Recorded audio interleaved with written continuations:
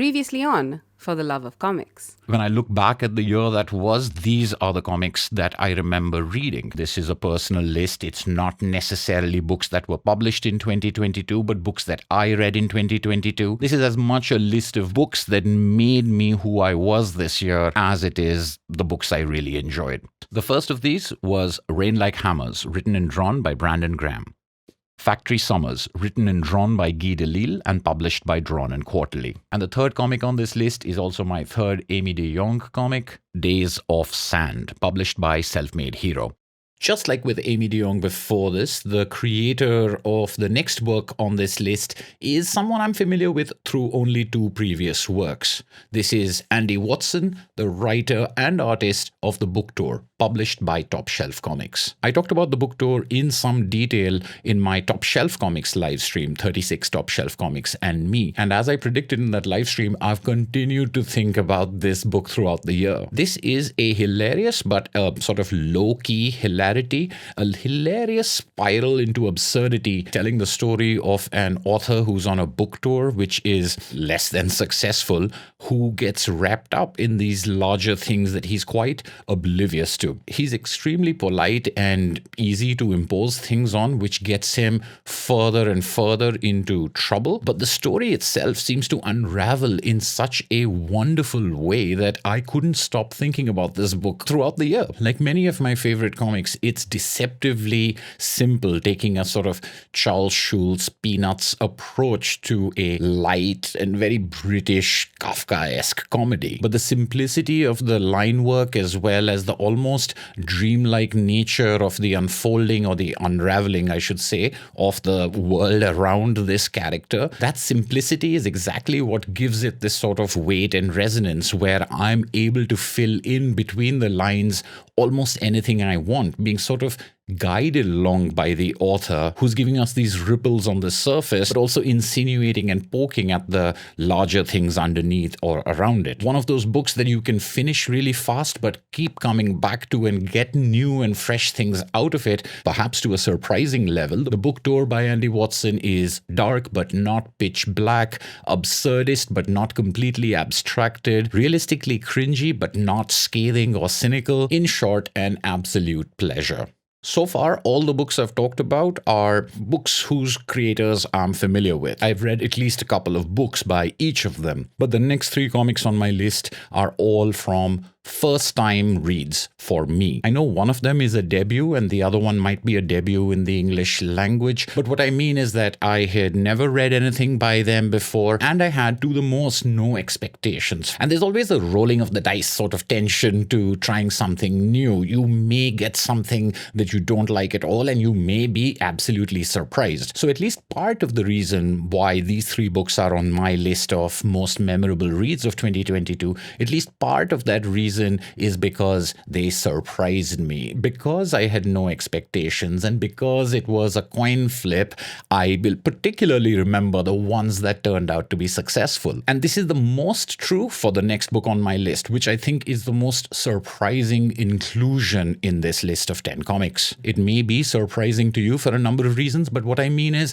I myself was surprised that I thought about this book as much as I did over the year, that it made such an impression on me. I'll try and quickly summarize the reasons why this position belongs to Pinball, a graphic history of the silver ball, written and drawn by John Chad. Not being familiar with John Chad at all, there were a couple of other reasons I picked this up. It's published by First Second, a publisher that I really like, and a publisher whose non-fiction list in particular I have enjoyed over the last, I don't know how many years now. And in a year where I didn't get to the latest Box Brown comic or the latest Jim Ottaviani comic, both non-fiction creators I really enjoy, and both of whom who have been published by First Second, I thought this would be a good book that scratches that itch of a deep dive in comics form into something that I have a passing familiarity with, but will probably give me a lot more than I imagined existed. And all of that was not only fulfilled, but sort of blown out of the water by this book. Now, I am in no ways a pinball wizard. I didn't even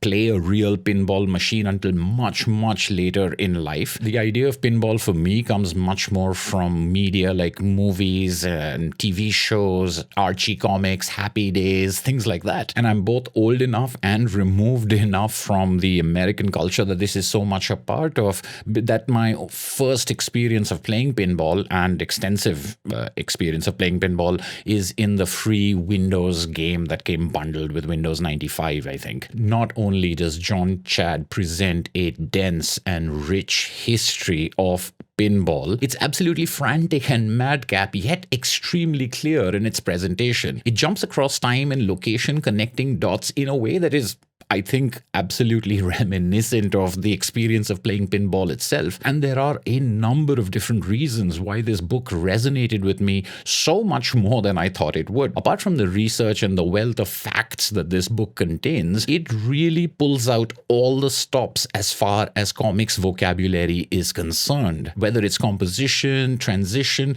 the marriage of words and pictures, as well as page layouts, those kind of core fundamental things in comics, was gloriously used and exploded in almost every single page of this book. This gleeful embrace of everything comics was the thing that stunned me the most about this book. Another thing that affected perhaps only me about this book was the section in which they talk about the physicality of the pinball machine and how bumping it and grinding against it and tilting it slightly changes angles and friction and speed using higher and higher levels of skill. One could argue that that is an absolutely non-digitizable part of pinball, that physicality. And reading that celebration of the physical and getting the comics celebration this is to be giving that to me so accurately made me think of the differences between digital reading and physical reading of comic books, the difference between something on a screen and something that you're touching in ways that are both unrelated to this book and very much a product of it. Because of its ability to simultaneously and speedily set off so many different parts of my brains about so many different things,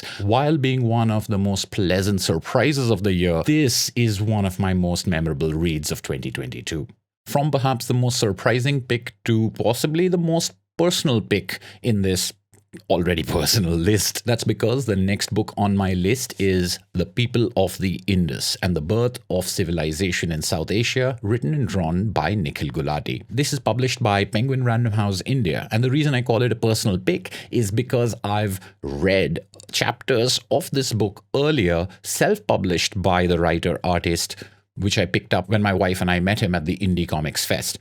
I made a video way back in 2018, and Nikhil Gulati does appear very briefly in that video. And it was at that Indie Comics Fest that we picked up what he was selling, which was like a sort of stapled booklet of the first 3 or 4 chapters of this book. If I'm remembering correctly, in a subsequent Indie Comics Fest, we also got the next few chapters, or the new edition of the book, which had some chapters added to it. About 4 years later, here is the complete overhauled book in a hardcover edition from Penguin Random House India. This is a non-fiction historical excavation comic about this ancient civilization, a civilization that, growing up in India, was inescapable in your history books. But in the years since high school, I confess that my memory and knowledge of this civilization has really eroded to shameful levels. This book serves not only as a refresher, but an almost rejuvenation of anything that I knew or thought I knew about that civilization.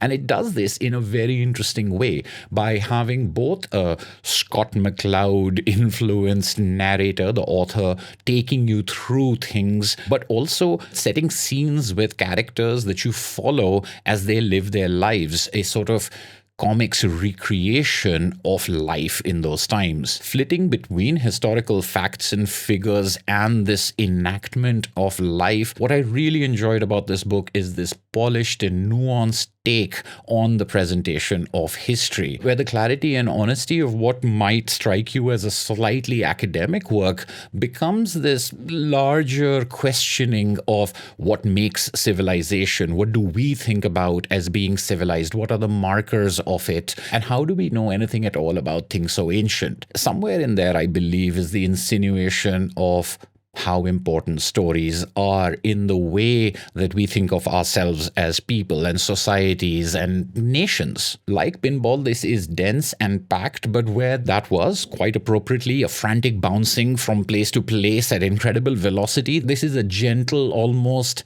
meditative exercise in stitching a world together. I will note that Penguin Random House reached out to me, sent me a PDF sample of this book to read and review before it was published, and then followed that up with a hard copy once it was printed. So this book does contain a blurb of praise from yours truly, a first and probably only time in my life that's going to happen, but that doesn't contribute it to being one of the most memorable comics reads. Rather, it's because it was such a memorable read that I provided that blurb.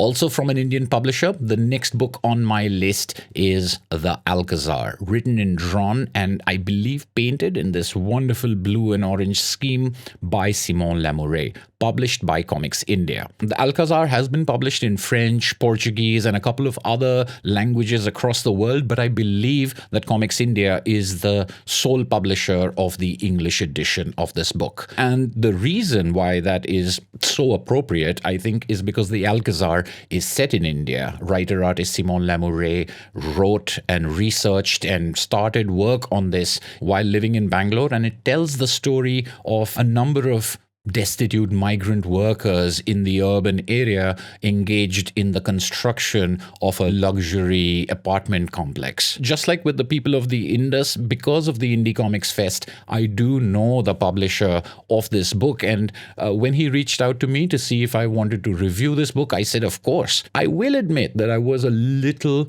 trepidatious. I can't help but be aware of the complexities involved in someone from the West, a white man coming in and telling stories about the poverty and the conditions that he sees in India. This is not to say that these things are true or not true. There's just something about that view that I think many people can have a lot of questions and concerns about. I don't know about other readers, but for me personally, the Alcazar removed all those fears and worries. This book is elegantly done. The author removes themselves completely from the story, and the language of it, the presentation of it, seems to be true and honest, but never exploitative. I will say that this hit home because there's a lot of themes in this book, the nature of work and who builds the houses that we live in and what do we live right next to and choose to ignore. And I won't